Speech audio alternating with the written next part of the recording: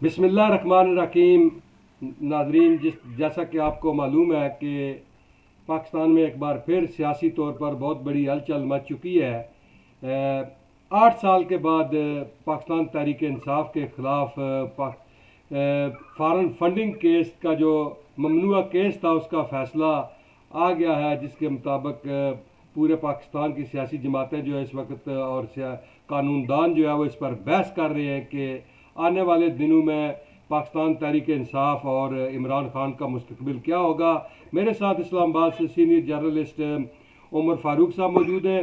आज उनसे हम तफसील के साथ फॉरेन फंडिंग के हवाले से पूछते हैं कि जब मियाँ नवाज शरीफ के ख़िलाफ़ भी फ़ैसला हुआ था और आज जो फ़ैसला हुआ है इनमें कितनी मुताबिकत है और कितनी ममासलत है, और क्या आने वाले दिनों में पाकिस्तान तहरीक इंसाफ मज़ीद मुश्किलात से दो चार हो सकती है या इसका कोई हल निकल आएगा। उमर फारूक साहब, आपका बहुत शुक्रिया, आपने अपना टाइम दिया। ममनुआ फंडिंग केस के हवाले से ये बताएं कि ये जो फ़ैसला आया है ज़रा तफसील के साथ नाजरीन को आज इस हवाले से ज़रा बताएं। बिस्मिल्लाहिर्रहमानिर्रहीम। अस्सलाम वालेकुम आसिफ कुरैशी साहब, और शुक्रिया कि आपने एक दफ़ा हमें गुफ्तगू का मौका दिया। कुरैशी साहब, पाकिस्तान की सियासत में आए रोज़ कोई ना कोई हलचल रहती है, कोई ना कोई धमाका हो रहा होता है और कोई पसे पर्दा गेम हो रही होती है। खैर, जो फॉरेन फंडिंग या ममनुआ फंडिंग का केस था, ये कोई एक ऐसा केस तो नहीं था कि अचानक हुआ हो। आपको पता है कि 2014 में ये शुरू हुआ था और जी अभी 2022 में जाके इसका फैसला हुआ। 8 साल ये केस चला है। और जी मजे की बात यह है कि इमरान खान साहब जो अपने आप को नीट और क्लीन, सादक और अमीन गर्दानते हैं, वो इस जी केस से हद्दुल इम्कान राय फरार इख्तियार करते रहे। और जी उन्होंने कोशिश की, उनकी जमात ने, कि किसी ना किसी तरह इस फैसले को रोका जाए, इन तहकीकात को रोका जाए, इलेक्शन कमीशन को ब्लैकमेल किया जाए, चीफ इलेक्शन कमिश्नर को मुतनाज़ा बनाया जाए।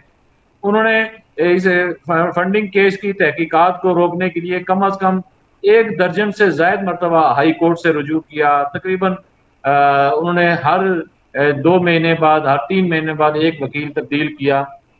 तो जी इसी तरह मुख्तलिफ और टेक्टिक्स इस्तेमाल की। एक दफ़ा नहीं, मुतादिद मरतबा। और अब भी उनका ये कहना है कि दीगर जमातों को फैसला नहीं दिया जा रहा और हमारा केस नून लीग और पीपल्स पार्टी के साथ मिलाकर सुना जाए। अच्छा, ये एक अजीब बामुतालबा है।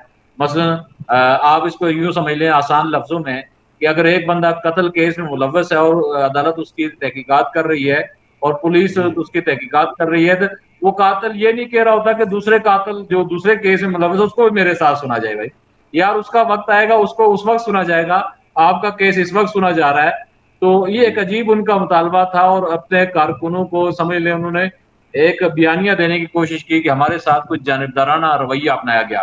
हालांकि जी आपको मैंने पहले बताया कि 8 साल ये केस चला। नून लीग और पीपल्स पार्टी के खिलाफ इन्होंने जो केस किया वो अभी 2 से 3 साल भी नहीं हुए हैं। इसके जी साथ साथ मैं आपको टैक्टिक्स बता रहा था कि इस केस को डिले करने में पीटीआई ने इतनी टैक्टिक इस्तेमाल की सियासी। अच्छा, चीफ इलेक्शन कमिश्नर जो राजा सुल्तान सिकंदर जो इनके ही अपॉइंट करदा हैं, मसलन जी अपोजिशन लीडर और वजीर आजम की मुशावरे से इलेक्शन कमिश्नर का तकर्रुर होता है। और ये जो नाम था ये इमरान खान साहब की तरफ से पेश किया गया, सुल्तान सिकंदर का। और उसके जी बावजूद अब वो उन्होंने चीफ इलेक्शन कमिश्नर पे उन्होंने शदीद एतराज़ात किए, उन्हें मुस्तफ़ी होने का मुसलसल मुतालबा किया। इसकी वजह ये थी जी कि पीटीआई और इमरान खान नहीं चाहते थे कि ये फॉरेन फंडिंग या ममनुआ फंडिंग का केस सामने आए। उन्हें पता था उन्होंने चोरी की हुई है, उन्हें पता था उन्होंने फंड्स लिए हुए हैं गैर कानूनी, उन्हें पता था कि उन्होंने मनी लॉन्ड्रिंग के या जो भी के उन्होंने वो लिया हुआ है। अब 34 गैर मुल्की शहरी हैं और 351 कंपनियां हैं जिनसे लाखों रुपए के फंड्स वसूल किए गए। और मजे की जी बात यह है कि ये अकाउंट्स की तफसीलात जब इलेक्शन कमीशन ने मांगी तो इन्होंने ये कहा कि हमारे पास तो अकाउंट है ही नहीं कोई, हमें तो पता ही नहीं कोई। फिर इलेक्शन कमीशन ने इनके बार बार वो डिले टैक्टिक्स पर और बार बार इल्तवा के जाने के बाद इलेक्शन कमीशन ने स्टेट बैंक से इनके जो अकाउंट है उनकी तफसीलात मांगी। तो इलेक्शन के जब स्टेट बैंक ने तफसीलात भेजी तो पता चला कि इनके जो 13 खुफिया अकाउंट हैं اس سے پہلے خان صاحب 8 اکاؤنٹ کو مان رہے تھے اور 13 کو چھپا رہے تھے. اچھا اس دوران وہ 5 سال یہ بیان حلفی جمع کراتے رہے. اب اس پہ بھی اعتراض ہے یہ بیان حلفی تھا یا نہیں تھا. وہ یہ بیان جمع کراتے رہے الیکشن کمیشن کو کہ ہمارے ان اکاؤنٹ کے علاوہ کوئی اکاؤنٹ نہیں ہے اور ہم نے کوئی ممنوعہ فنڈنگ حاصل نہیں کی. حالانکہ الیکشن ایکٹ جو ہے پارٹی الیکشن ایکٹ ہے اس میں یہ واضح طور پہ ہے کہ آپ کی کوئی بھی جو جماعت ہے وہ بیرون ملک سے فنڈز حاصل نہیں کر سکتی. اور اگر آپ نے حاصل بھی کیے ہیں تو اس کو بتانا پڑے گا آپ کو کہ یہ ہمارے کارکن ہیں یا ہمارے عہدیدار ہیں, انہوں نے اس ذرائع سے یہ ہمیں بھیجے ہیں. اب آپ 13 اکاؤنٹ چھپائیں اور پھر بھی صادق اور امین ٹھہریں. آپ اپنی تفصیلات جو اکاؤنٹ کی وہ الیکشن کمیشن کو نہ دیں اور پھر بھی آپ اپنے آپ جماعت کو صاف اور شفاف کہیں, یہ بات سمجھ آنے والی نہیں ہے اور قرینہ قیاس بھی نہیں ہے. مسئلہ یہ ہے کہ خان صاحب ایک طرف یہ کہتے ہیں کہ یہ 63B کی ایسے جو صادق امین 63 ہے جن کو اگر میں بھی نہیں ہوتا اس پہ پورا نہیں اترتا تو کوئی بات نہیں, میری قربانی بھی لگ جائے. اور سب سے زیادہ مالیاتی کرپشن پہ خان صاحب نے اعتراض کیا. آپ کو پتا ہے میاں نواز شریف ہو, شہباز شریف ہوں, ان کے مخالفین آصف زرداری ہوں, دیگر لوگ ہوں, ان پہ خان صاحب کا یہ اعتراض تھا کہ انہوں نے مالیاتی کرپشن کی ہے اور خود جو مالیاتی اسکینڈل ہے اس سے وہ بھاگ رہے تھے اور اس میں فیصلے میں روڑے اٹکا رہے تھے. تو یہ اب فیصلہ آ گیا. فیصلے کے کیا نتائج ہوتے ہیں, یہ فیصلے پہ مزید کیا ہوتا ہے یہ تو بعد میں دیکھا جائے گا. لیکن فی الحال 2-3 چیزیں تو بڑی واضح ہو گئی جی. ایک تو یہ ہے کہ خان صاحب الیکشن کمیشن سے جھوٹ بولتے رہے. دوسری بات یہ ہے کہ خان صاحب نے ممنوعہ فنڈنگ چھپائی. اور تیسری بات یہ ہے کہ خان صاحب نے کی جماعت نے ممنوعہ فنڈنگ اور غیر ملکی فنڈنگ وصول کی, حاصل کی. اور اس میں آپ نے بھی دیکھا, ساری دنیا نے دیکھا, اور یہ کل بریکنگ نیوز پوری ورلڈ میڈیا پہ رہی. اور آپ نے دیکھا کہ جو تفصیلات آئی عارف نقوی گروپ ہو یا وہ سمیتا یا کیا وہ انڈین خاتون, اس سے آپ نے وصول کی رقم. متحدہ عرب امارات میں جو خیراتی تنظیمیں تھیں ان سے چندہ اکٹھا کر کے یہاں آپ نے استعمال کیا. تو یہ پالیسی جو الیکشن کمیشن کی جو پالیسی ہے جماعتوں کے حوالے سے, سیاسی جماعتوں کے حوالے سے جو آپ رجسٹر کراتے ہیں, وہاں بالکل واضح طور پر لکھا گیا ہے کہ آپ کوئی بھی غیر ملکی فنڈنگ حاصل نہیں کر سکتے. آپ اس کی کیوں نہیں حاصل کرتے؟ اب اگر اس پہ دوسرا مقدمہ چلتا ہے اور وہ بڑا سنگین ہے کہ آپ نے غیر ملکی فنڈنگ حاصل کر کے ملک کو عدم استحکام کا شکار کیا, ملک کے خلاف سازش کی, یہ تو سیدھا سیدھا پھر غداری کی طرف گیم چلی جائے گی اور یہ اس میں تو بڑا مشکل پیش آ جائے گی.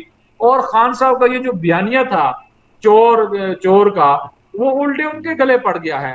اب ہر کوئی سوشل میڈیا اٹھا کے دیکھ لیں کہ وہ کوئی عالمی چور, کوئی انٹرنیشنل چور, کوئی عالمی ڈاکو, کوئی مطلب ہے جو لوگوں کے آ رہا ہے سوشل میڈیا ایکٹیوسٹ کے منہ میں وہ ان کے خلاف بولے جا رہے ہیں. تو اب حالت تو یہ ہے کہ کل سے سوشل میڈیا جو پی ٹی آئی کا جو سب سے اسٹرانگ سوشل میڈیا تھا اس میں سکوت مرگ طاری ہے. اگرچہ وہ کوشش کر رہے ہیں کہ اس فیصلے کے کوئی تشریح اپنی من پسند کی جائے, کوئی تعویل کی جائے, کوئی اس طرح کے بہانے کیے جائیں, لیکن حقیقت یہ ہے کہ دیکھیں لوگوں کے سامنے آ گئی چیز کہ آپ نے فنڈ بھی وصول کیے, غیر ملکیوں سے بھی وصول کیے, انڈین شہریوں سے بھی وصول کیے, دیگر سے بھی وصول کیے, اور یہ سارے غیر قانونی فنڈ تھے. اور آپ بیان حلفی بھی جھوٹا جمع کراتے رہے. تو اس کے بعد شیخ صاحب کا ایک تو اخلاقی پوزیشن بہت ہی کمزور ہو گئی ہے اور وہ جو دوسروں پہ الزام لگاتے تھے وہ ان پہ لگ گیا.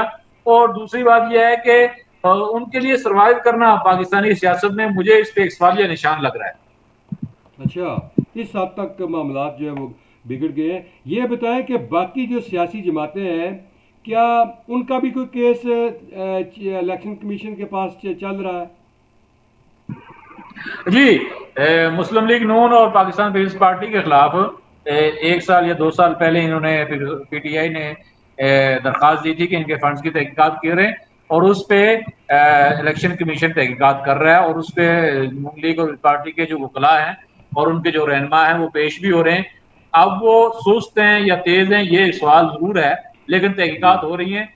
لیکن وہاں اتنے بڑے پیمانے کے پہ کوئی فنڈنگ ہوئی یعنی یہ مشکل مرحلہ ہے. یہاں مسئلہ یہ ہوا نا, یہاں قریشہ مسئلہ یہ ہوا کہ پی ٹی آئی کے جو بانی رکن ہیں اکبر ایس بابر, ان کی طرف سے یہ درخواست آئی تھی اور چونکہ وہ ابتدائی لوگوں میں سے عمران خان کے بالکل ابتدائی چند گنے چنے جو ساتھی تھے, انگلیوں پہ گنے جاتے تھے, ان میں سے تھے. اور یہ ساری تفصیلات انہوں نے پہلے دن سے پیش کر دی تھی. ایسا کوئی نہیں تھا کہ الیکشن کمیشن نے کوئی تحقیقات کر کے سامنے چیزیں لائی. صرف الیکشن کمیشن نے ان کی تصدیق کی ہے. اکبر ایس بابر یہ سارے پلندے الیکشن کمیشن کو پہلے دن سے پیش کر. اچھا اس سے بھی مزے کی بات کہ اکبر ایس بابر نے جب یہ دیکھی اس طرح کی کوئی یہ چیزیں پارٹی میں, تو انہوں نے عمران خان سے مطالبہ کیا کہ یار یہ چیزیں ہیں, یہ جو فنڈز آ رہے ہیں باہر سے غیر قانونی, ان کو روکا جائے اور جو آئے ہیں ان کی بات کی جائے. اور ان کا یہ مطالبہ تھا کہ یہ جو جسٹس ریٹائر وجیہ الدین جو پی ٹی آئی کے بانی ارکان میں سے, ان کی سربراہی میں پارٹی کے اندر کمیٹی بنائی جائے جو اس کی تحقیقات کرنے کے بعد اس کو قلم کما کرے اور اس کا خاتمہ کرے, اور جو بھی اس میں ملوث ہیں ان کو سزا دیں. لیکن خان صاحب نے اس وقت ان کی بات نہیں مانی, جس کے بعد اکبر ایس بابر الیکشن کمیشن چلے گئے. انہوں نے ایک راستہ اپنایا اور انہوں نے ایک بڑی طویل جدوجہد کی ہے, اور یہ ساری ان کی جدوجہد کا ثمر ہے. آپ سوچ لیں کہ اس دوران حکومت پی ٹی آئی کی حکومت بھی آئی, ظاہر سی بات ہے سارے ادارے ان کے انڈر بھی آئے. آپ یہ سوچ لیں کہ اکبر ایس بابر پہ کتنا دباؤ ہوا ہوگا, ان کو کہاں سے تنگ کیا گیا ہوگا اور کہاں سے تھریٹ ہوئی ہوگی. لیکن وہ ایک بلوچ رہنما ہے, آپ کو پتا, لیکن انہوں نے سب چیزوں کا ڈٹ کے مقابلہ کیا. اور ان کا جو سٹانس تھا, ان کا جو موقف تھا, وہ پہلے دن سے یہ تھا کہ یہ غیر ملکی فنڈنگ ہوئی ہے, ممنوعہ طریقے سے ہوئی ہے, اور انہوں نے سارے ثبوت پہلے دن سے الیکشن کمیشن کو پیش کر دیے. تو یہ فرق ہے جو دیگر جماعتوں کی اور پی ٹی آئی کی جو فنڈنگ کے کیس میں دیگر کے خلاف پی ٹی آئی نے درخواست دی ہے, ثبوت نہیں دیا. پی ٹی آئی کے خلاف اگلوں نے درخواست بھی دی اور ثبوت بھی دیا. ہاں اگر پی ٹی آئی غیر ملکی فنڈنگ کے حوالے سے نون لیگ اور پیپلز پارٹی کے حوالے سے کوئی ثبوت دیتی ہے تو پھر تو ویل اینڈ گڈ ہے اور اس میں آسانی ہو جائے گی. لیکن اگر الیکشن کمیشن اس کو تحقیقات کرتا ہے تو اس میں کوئی پروسیس بھی لمبا ہو سکتا ہے اور تھوڑا سا مشکل بھی ہوگا, چونکہ کسی چیز کو ثابت کرنا اور اس کو تحقیقات کرنا ایک لمبا پروسیس ہے. اب ہوگا کیا تحریک انصاف پر پابندی لگے گی یا عمران خان نائل ہوں گے یا کیا, اب کیا ہوگا, آپ کیا سمجھتے ہیں کہ آنے والے دیکھیں سر, قانونی ماہرین اس پہ زیادہ اچھی رائے دیں گے, لیکن جو ہم نے پڑھا یا سنا یا دیکھا ہے کل سے کہ حکومت ایک ریفرنس دائر کرے گی سپریم کورٹ میں کہ انہوں نے یہ بیان الفی جعلی جمع کرایا تھا, جھوٹا جمع کرایا تھا. ایک اس بنیاد پر ان کے جو صادق امین جو لقب ان کو دیا گیا تھا وہ فارغ کر کے انہیں جھوٹا قرار دیا جائے, اور انہوں نے جو جھوٹ بولا, جیسے آپ نے دیکھا کہ میاں نواز شریف کے کیس میں انہوں نے جو سیلری چھپائی, جو بیٹے سے سیلری نہیں لی تھی اور وہ چھپائی, یہ اس بنیاد پہ میاں نواز شریف نہل ہو گئے تھے اور صادق امین نہیں ٹھہرے تھے کہ آپ نے یہ جھوٹ بولا.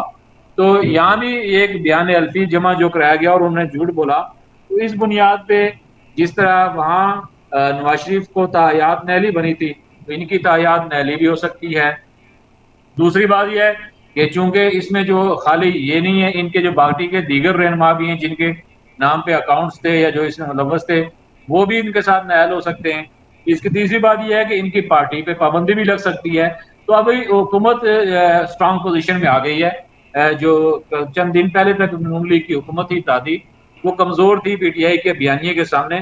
ابھی اس وقت وہ اسٹرانگ پوزیشن میں ہے اور وہ کوئی بھی اقدام کر سکتی ہے. وہ ریفرنس دائر کر کے فل کورٹ کا مطالبہ کر سکتی ہے اور اس کو اسپیڈی ٹرائل کا بھی مطالبہ کر سکتی ہے. اور ان کے نام رات سے خبر چل رہی ہے کہ جن لوگوں کے نام آئے ہیں ممنوعہ فنڈنگ میں, ان کے نام آئی سی ایل ڈالنے کی وہ سفارش کر رہے ہیں اور کوئی ڈالنے کی کوشش کر رہے ہیں, اور اس حوالے سے بھی وہ عدالت سے رجوع کر رہے ہیں. اس کے ساتھ ساتھ نون لیگ کی جو اتحادی جماعتیں ہیں, مولانا فضل الرحمان وغیرہ, ان کی طرف سے یہ مطالبہ زور پکڑ رہا ہے کہ ان پی ٹی آئی پہ پابندی لگائی جائے اور عمران خان پہ بھی تاحیات پابندی لگائی جائے. اس طرح عمران خان کے جو مخالف ہیں ان کی طرف سے یہ مطالبہ زور پکڑے گا کہ ان پہ تاحیات پابندی لگائی جائے. اور خان صاحب کا جو اخلاقی پوزیشن ہے وہ کمزور ہو گیا. مجھے یہ جو نتیجہ جو میں نکالنا آپ کو سمجھانا چاہ رہا ہوں کہ اگر خان صاحب مستقبل کی سیاست کرنا چاہتے ہیں تو انہیں پھر یہاں لے دے کرنا پڑے گا, جو میں سمجھا ہوں, اور انہیں حکومت کی طرف مفاہمت کا ہاتھ بڑھانا ہوگا. اور وہ یہ کہہ سکتے ہیں حکومت سے, اگر انہوں نے عقل و دانش سے کام لیا اور انہوں نے مفاہمت سے کام لیا کہ ٹھیک ہے آئیں ہم الیکشن ریفارم کرتے ہیں, الیکشن اصلاحات کرتے ہیں, سیاسی مخاصمت کا جو درجہ حرارت ہے اس کو کم کرتے ہیں, معاشی صورتحال کی بہتری کے لیے کوئی آگے بڑھتے ہیں. اگر اس طرح کا کوئی انہوں نے رویہ اپنایا تو پھر تو خان صاحب اور ان کی پارٹی کی کافی بچت ہو جائے گی. لیکن اگر خان صاحب نے وہی پہلا والا رویہ اپنایا کہ اسٹیبلشمنٹ کو بھی لتاڑا, اداروں کو بھی لتاڑا اور حکومت کو بھی لتاڑا, تو پھر خان صاحب کے لیے مشکلات پیش ہو جائیں گی. آپ دیکھیں کہ کل جب پی ٹی آئی کے خلاف الیکشن کمیشن نے فیصلہ دیا تو کل کی خبر یہ تھی کہ اسٹاک ایکسچینج جو منفی میں جا رہی تھی وہ مثبت میں چلی گئی, اور اس میں کئی ہزار انڈیکس کا اضافہ ہو گیا اور مثبت رجحان دیکھنے میں آیا. تو اس کا مطلب یہ ہوا اگر سیاسی مقاصمت کو آپ بڑھائیں گے تو ملک کا معاشی نقصان ہوگا. تو اگر خان صاحب کی یہ رویہ یہی رہا تو مجھے یہ سمجھ آتی ہے کہ پھر خان صاحب کو اس کے نتائج بھگتنا پڑیں گے, اور اس کا نتیجہ کچھ بھی ہو سکتا ہے. خان صاحب کی تعیاد میلی بھی ہو سکتی ہے, پارٹی پر پابندی بھی لگ سکتی ہے. خان صاحب آج یا کل اس بارے میں کوئی پریس کانفرنس کر رہے ہیں یا نہیں, کوئی اس بارے میں کیا معلومات ہیں؟ آپ کی آواز تھوڑی سی کٹی ہے, سوال دوبارہ کریں. میں نے کہا کہ خان صاحب کوئی اپنا بیان جو ہے وہ اس وقت جاری کیا انہوں نے اپنی طرف سے اس فارن فنڈنگ کے حوالے سے؟ نہیں, خان صاحب کی طرف سے ابھی تک کوئی آفیشیل بیان جاری نہیں ہوا. اسد عمر وغیرہ کی کل پریس کانفرنس ہوئی تھی اور انہوں نے کہا تھا کہ ہم اس کو ہائی کورٹ میں چیلنج کریں گے, بس یہی ہے. اور شاہ محمود قریشی نے یہ کہا تھا کہ یہ پی ٹی آئی کی فتح ہوئی ہے اور ہماری جیت ہوئی ہے, اور ان کی حکمران جو موجودہ ہیں ان کی شکست ہوئی ہے. تو خان صاحب ابھی سوچ و بچار کر رہے ہیں. میں نے آپ کو کہا کہ وہ ایک ایسا بیانہ, آپ کو پتہ ہے کہ خان صاحب اس میں ماہر ہیں کہ وہ اپنے ورکروں کو کوئی ایسا بیانیہ دینا چاہتے ہیں کہ یہ جو دھول ہے جو ان کے خلاف ایک کمپین ہے, اس کا وہ جو رسپانس ہے یا اس کا جو رد عمل ہے وہ اس کو ختم کر سکیں. تو وہ ابھی اس میں حال میں مشاورت کر رہے ہیں پارٹی رہنماؤں سے بھی, دیگر سٹیک ہولڈر سے بھی, اور اس کے بعد وہ کوئی بیانیہ اپنائیں گے اس پہ, یا پھر وہ انتظار کریں گے کہ یہ دھول ذرا بیٹھ جائے تو پھر وہ ذرا اپنے کارکنوں سے ذرا مخاطب ہوں گے. مسلم لیگ نون کی طرف سے بھی اور میاں نواز شریف صاحب کی طرف سے بھی بڑا سخت بیان آیا ہے کہ جو ہے وہ عمران خان صاحب کو وہ سزا ہونی چاہیے اور ان کو ان کے خلاف کیس بڑے مضبوط بننے چاہیے. اس حوالے سے آپ کیا کہیں گے؟ جی دیکھیں نا, اگر میاں نواز شریف کا یا دیگر سیاسی جماعتوں کا یہ بیان درست ہے نا کہ خان صاحب کے خلاف کارروائی کی جائے, چونکہ میں نے آپ کو جیسے پہلے بتایا کہ اگر پاناما کیس میں نواز شریف کو صرف اس بنیاد پہ نائل قرار دیا گیا کہ انہوں نے ایک تنخواہ نہیں لی اور وہ چھپائی, اور وہ جو 10,000 یا 15,000 جو بھی تھا ریال, وہ تنخواہ انہوں نے اپنے بیان حلفی میں شو نہیں کی اور وہ چھپائی ہے, جس بنیاد پہ انہیں نائل قرار دیا جاتا ہے. اب اگر وہی بنیاد یہاں بنائی جائے تو خان صاحب نے اپنے 13 اکاؤنٹ چھپائے, اپنے غیر ممنوع جو ممنوع فنڈنگ تھی وہ چھپائی, الیکشن کمیشن کو نہیں بتایا, تو وہ جس بنیاد پر صادق اور امین تھے وہ نہیں رہے. اس وجہ سے جو سیاسی جماعتیں ہیں ان کی طرف سے یہ دباؤ بڑھ رہا ہے حکومت پہ کہ اس کے حوالے سے کوئی لائحہ عمل بنایا جائے اور سخت فیصلہ کیا جائے, اور اس میں خان صاحب کی حکمت عملی وہ اہم ہوگی. میں نے آپ کو پہلے کہا کہ وہ کیا رویہ اپناتے ہیں. جی, تو پنجاب کی کیبنٹ بھی انہوں نے بنا دی ہے, پنجاب کی کیبنٹ بنائی ہے, اس میں انہوں نے کاف لیگ کا ایک بھی منسٹر نہیں بنایا. تو کچھ خبریں آ رہی ہیں کہ کاف لیگ کے چند ممبران جو ہے وہ چودھری شجاعت حسین صاحب کے پاس پہنچ گئے ہیں.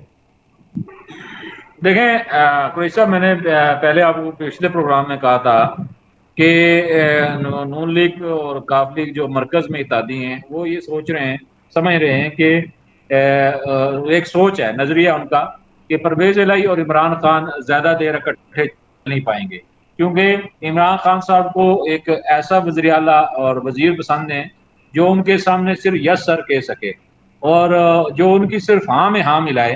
مثلا بزدار صاحب کی یہی تو خاصیت تھی کہ انہوں نے شاید عمران خان صاحب نے جو بھی کہا انہوں نے نہ نہیں کہا, اور یہی مثال آپ کے پی کے میں دیکھ لیں. محمود خان جو صاحب جو ہیں وہ کوئی اتنے باصلاحیت یا بہت اعلیٰ پائے کے سیاستدان نہیں ہیں, بس وہ ایک ایسے سیاسی ورکر ضرور ہیں جو عمران خان کا کوئی بھی حکم ٹال نہیں سکتے. اور آپ دیکھیں گے کہ گزشتہ 5 سال میں جب کے پی کے میں پی ٹی آئی کی حکومت تھی تو وزیر اعلیٰ پرویز خٹک تھے. تو پرویز خٹک ایک پرانا سیاسی کارکن ہے, اس کو 40 سال سے زیادہ عرصہ ہو گیا سیاست میں, اور وہ چیزیں جانتا تھا اور وہ خان صاحب کی ساری باتیں نہیں مانتے تھے، تو اس لیے خان صاحب نے اس دور میں بزدار اور محمود خان جیسے وزیر اعلیٰ لگائے تاکہ وہ ان کی ہاں میں ملائیں۔ تو پرویز الہی ذرا ڈفرینٹ ہیں، وہ حلقے کے اپنے پنجاب کی سیاست بھی بہت اچھی طرح جانتے ہیں، وہ یہ بھی جانتے ہیں کہ میں نے حلقے کی سیاست کیسے کرنی ہے، برادریوں کو کیسے لے کے چلنا ہے، فنڈز کی تقسیم کیسے کرنی ہے، انہیں کام کا بھی ڈھنگ ہے اور چیزیں ٹیکل کرنے کا بھی ڈھنگ ہے۔ اب خان صاحب اور ان کی جو شخصیت کی یہاں چپکلش لازمی ہوگی۔ لیکن آپ نے دیکھا ایک بات اور بھی ہے۔ ایک تیر آپ نے کھیل دیکھی ہوگی جو چلی ہے، میں آپ کی بات بھاگ کہ عمران خان صاحب جب پنجاب میں ملاقات کرنے گئے وزیر اعلیٰ صاحب سے، تو وہ ڈائریکٹ جا کے وزیر اعلیٰ کی کرسی پہ بیٹھ گئے، اور پرویز الہی ان کا بیٹا علی کرسی پہ بیٹھا تھا۔ اس پہ سوشل میڈیا پہ بہت تنقید ہوئی کہ آپ اس وقت وزیر اعظم بھی نہیں ہیں اور کوئی سرکاری عہدہ بھی نہیں ہے عمران خان صاحب کے پاس، اور وہ جا کے وزیر اعلیٰ کی کرسی پہ کیوں بیٹھے ہیں، اور وزیر اعلیٰ ان کے سامنے ایسے کرسی بیٹھا ہے جیسے وہ ان کا ملازم ہے یا خادم ہے یا ان کا وزیر ہے۔ تو اس میں بہت سخت رد عمل آیا عوام کی طرف سے۔ تو یہ وہ ذہنی سوچ یا اپروچ ہے جس کی بنیاد پر ہم کہتے ہیں یا سوچا جا رہا ہے کہ عمران خان اور پرویز الہی کے درمیان جلد اختلافات ہوں گے، اور پرویز الہی کسی صورت بھی اپنے کام میں مداخلت برداشت نہیں کرے گا، لیکن دوسرا عمران خان بھی کسی صورت ان کو آزاد نہیں چھوڑیں گے۔ تو ایک یہ بھی خبریں چل رہی ہیں کہ چودھری پرویز الہی کو پی ٹی آئی میں شمولیت کی دعوت دی جا رہی ہے کہ آپ پی ٹی آئی میں شامل ہوں، کاف لیگ کو ضم کریں۔ یہ دیکھیں، یہ خبر ہو سکتی ہے اچھی ہو، لیکن مسئلہ اس میں یہ ہے کہ قانونی رکاوٹیں ہیں کہ پرویز الہی کاف لیگ کے ٹکٹ پہ منتخب ہو کے آئے ہیں، اور اس وقت کاف لیگ کے آفیشیل صدر تو چودھری شجاعت ہیں اور سیکرٹری جنرل طارق بشیر چیمہ ہیں، اور دونوں رہنماؤں نے چند دن پہلے چاروں صوبوں کے جو صوبائی صدر تھے ان کے ہمراہ پریس کانفرنس کر کے اپنی پاور بھی شو کر دی ہے۔ اگر اس وقت پرویز الہی موجودہ وقت میں اگر پی ٹی آئی میں شامل ہوتے ہیں تو وہ تو نائل ہو جائیں گے، انہیں اسمبلی رکنیت سے استعفیٰ دینا پڑے گا اور پھر وہ ہو سکتے ہیں۔ ہاں یہ ہو سکتا ہے کہ جب وہ ان کی ٹرم پوری ہو جائے، اگلا الیکشن وہ پی ٹی آئی کے ٹکٹ پہ لڑے، تو پھر تو ممکن ہے کہ وہ ایسا ہو سکتا ہے، لیکن یہ جو ٹرم ہے، سال ہے، 6 مہینے جو بھی ہے، وہ انہیں کاف لیگ کا ٹکٹ پہ منتخب ہوتے اسی پہ وہ براجمان رہیں گے، یہ اس بات سے نہیں نکل سکتے۔ ہاں یہ جو میں نے پچھلے پروگرام میں تھوڑا سا اشارہ دیا تھا، یہ سمجھا جا رہا ہے کہ پرویز الہی اور مونس الہی یہ سمجھتے ہیں کہ نیکسٹ الیکشن ہم پی ٹی آئی کے ساتھ مل کر لڑیں تو ہمیں زیادہ فائدہ ہو سکتا ہے، ہمیں زیادہ سیٹیں مل سکتی ہیں، جبکہ چودھری شجاعت اور ان کے بیٹے یہ سمجھتے ہیں کہ ہم نون لیگ کے ساتھ ایڈجسٹمنٹ کریں تو زیادہ بہتری ہے۔ یہ بتائیں کہ یہ جو چیف الیکشن کمشنر کی طرف سے جو فیصلہ ہوا ہے، اس پر ریفرنس کتنے عرصہ میں سپریم کورٹ بھیجا جا سکتا ہے؟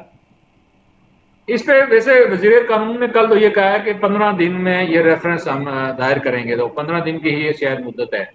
تو اب دیکھیں، یہ جو اسد عمر اور پارٹی جو ہے یہ بھی ہائی کورٹ جا رہی ہے، اگر ہائی کورٹ سے کوئی حکم امتناع ملتا ہے تو پھر تو شاید ریفرنس میں ٹائم لگ جائے، لیکن اگر ہائی کورٹ سے کوئی حکم امتناع نہیں ملتا تو میرے خیال میں حکومت نے 2 کمیٹیاں بنا دی ہیں، وہ کمیٹیاں آج اپنی رپورٹ پیش کر دیں گی کہ کیا کیا جا سکتا ہے، کیا نہیں کیا جا سکتا اور کیا بہتر ہے۔ اس میں پی ڈی ایم کا سربراہی اجلاس بھی آج ہو رہا ہے، اس میں فیصلہ ہو جائے گا کہ ہم ریفرنس دائر کرنے جا رہے ہیں اور اس میں کیا کیا مطالبات رکھنے جا رہے ہیں، تو یہ آج یا کل میں فیصلہ ہو جائے گا۔ آئینی ماہرین کی کیا رائے ہے کہ ہائی کورٹ اسلام آباد یہ کیس سن سکتا ہے؟ اب دیکھیں یہ ان کی جو درخواست ہے وہ سامنے آئے، اور اس پہ جو ان کو جہاں جہاں اعتراضات ہیں، وہ کن چیزوں پہ اعتراض کرنا چاہ رہے ہیں، کہاں انہیں مسائل ہیں، اس کے بعد پتہ لگے گا۔ ہائی کورٹ یہ بھی کہہ سکتا ہے کہ ٹھیک ہے، آپ کو ہم واپس الیکشن کمیشن بھیج دیتے ہیں، الیکشن کمیشن دوبارہ جس چیز پہ آپ کو اعتراض ہے سن کے فیصلہ کر دے، تو یہ بھی ہو سکتا ہے۔ اس میں بھی ان کو دونوں جو فریقین ہیں ٹائم مل سکتا ہے ان کو، تو یہ لیے ان کی درخواست آج کل میں جب سامنے آتی ہے تو پھر کوئی پتہ لگے گا۔ جی، کوئٹہ میں ایک بڑا جو ہے وہ غمناک واقعہ پیش آیا، جس میں کور کمانڈر کوئٹہ سمیت 6 فوجی افیسر جو ہے وہ جان کی بازی ہار گئے۔ اس حوالے سے آپ کیا کہیں گے؟ ہاں سر، یہ ایک بہت ہی خوفناک خبر ہے، اور اس نے اس وقت پورا پاکستان شوق میں ڈوبا ہوا ہے کہ لیفٹیننٹ جنرل سمیت جو ہے نا، اس میں اعلیٰ فوجی افسران تھے بیچارے، وہ شہید ہو گئے، اور وہ ایک ایسے مشن پہ تھے کہ جو انسانیت کا مشن تھا، فلائی مشن تھا بالکل کہ وہ سیلاب زدگان کی امداد کے لیے نکلے. کور کمانڈر صاحب نے، سرفراز صاحب نے اس کو پہلے وزٹ بھی کیا اور پھر وہ پورا وہ دیکھا ہیلی کاپٹر کے ذریعے سے جو لسبیلا اور دیگر گردراؤ میں لوگ متاثرین تھے. پھر اس کے بعد انہوں نے اتر سے کراچی کی طرف سفر کیا تو وہ موسم کی خرابی کی وجہ سے کسی پہاڑی سلسلے میں کہیں موسا بورڈ کے قریب ان کا جہاز کریش ہو گیا ہیلی کاپٹر. اور بڑے اعلیٰ پائے کے جو افسران تھے، باصلاحیت سارے لوگ تھے. اور اتنی بڑی جو نقصان ہے پاکستان کا، یہ میرے خیال میں پوری قوم کا نقصان ہے. اور اس میں ساری قوم ہی اس میں غم میں ڈوبی ہوئی ہے کہ یہ ایک دم سے اتنا بڑا حادثہ ہو گیا. اللہ تعالیٰ مرحومین کو جنت الفردوس میں جگہ دے، تمام لواحقین کو صبر جمیل عطا فرمائے. تھوڑی سی بات کرتے ہیں آزاد کشمیر کی. ہم جب بھی آزاد کشمیر کی بات کرتے ہیں تو اس وقت ہمارا رابطہ منقطع ہو جاتا ہے. آج ہم پھر جو ہے وہ آزاد کشمیر کی بات کرتے ہیں. یہ جو 15ویں ترمیم کا بہت زیادہ آزاد کشمیر میں اس وقت شور چل رہا ہے کہ آزاد کشمیر اسمبلی سے دوبارہ 15ویں ترمیم منظور کروا کر جو مالیاتی اختیارات ہیں وہ بھی واپس لیے جا رہے ہیں، اور اس کے علاوہ صوبہ بنانے کی کوشش کی جا رہی ہے. 13ویں ترمیم کا خاتمہ کیا جا رہا ہے. اس حوالے سے آپ کے پاس کیا معلومات ہیں؟ اچھا دیکھیں جی قریشی صاحب، ہاں کشمیر پہ بات کر رہے ہیں اور مسائل ہوتے ہیں، اللہ کرے بات پوری ہو جائے. مسئلہ یہ ہے کہ مالیاتی اختیار جو راجہ فاروق حیدر نے وفاقی حکومت سے لے کے آزاد کشمیر کو دیے تھے، جی 15ویں ترمیم کے ذریعے سے وہ اختیارات واپس وفاق کے سپرد کرنے کی کوشش ہے. لیکن آزاد کشمیر میں 2-3 اس وقت مسائل ہیں. یہ پہلے سمجھ لیں کہ پونچھ میں ایک ایشو کھڑا ہوا ہے. یہ ایشو کھڑا ہوا تھا یہ جو بجلی کے بلوں میں ناروا اضافہ تھا. حالانکہ وہ تو وزیر آج اعظم ہائی آزاد کورٹ نے کشمیر میں، فیصلہ کر دیا ہے. نہیں وہ تو سنیں نا، اب اس پہ آزاد کشمیر کے وزیر اعظم نے کہا بھی تھا کہ ہم یہ جو اضافہ ہے یہ نہیں لیں گے. لیکن اس کے بعد جب بل آئے اور بل پہ اضافہ ہو گیا تو لوگوں نے، آپ کو پتا کہ سڑکیں بلاک کی اور کئی دن تک احتجاج بالکل کیا. اب وہ احتجاج پھر اس میں مختلف چیزیں شامل ہوتی گئی. وہ اس میں پھر وہ کچھ قوم پرستوں کا ایشو شامل ہو گیا.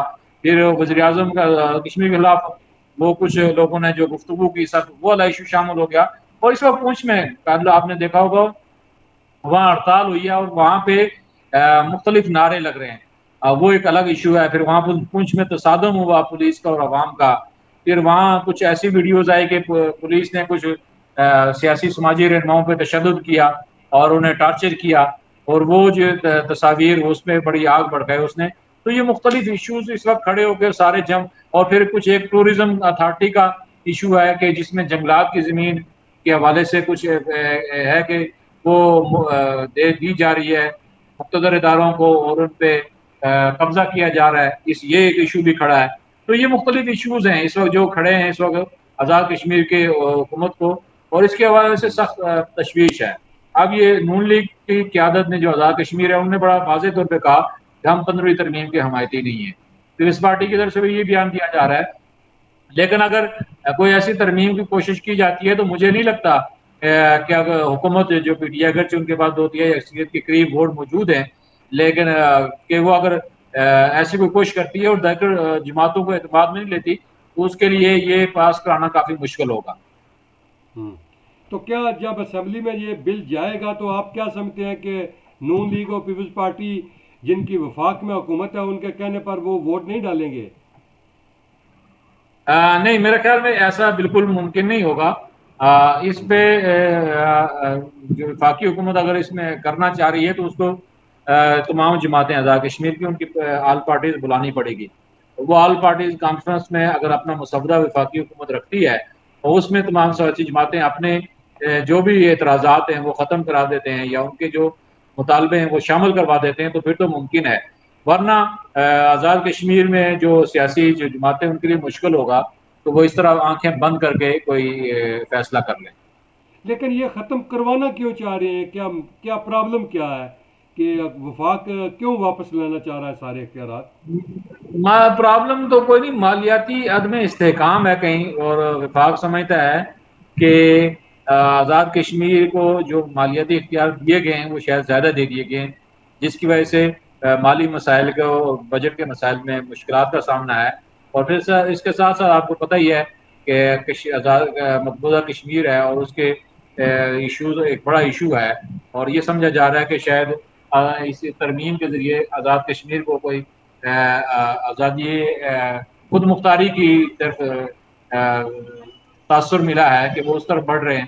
تو میرے خیال میں پاکستان چاہتا ہے کہ وہ اپنا کنٹرول رکھے اور وہ ایسا تاثر نہ دے کہ آزاد کشمیر کہیں خود مختاری کے راستے پہ چل پڑے. بہت شکریہ عمر فاروق صاحب، آپ نے اپنا ٹائم دیا. ناظرین پروگرام دیکھتے رہیے اور شیئر کرتے رہیے. اسی کے ساتھ ہم آپ سے شکریہ اجازت چاہیں گے.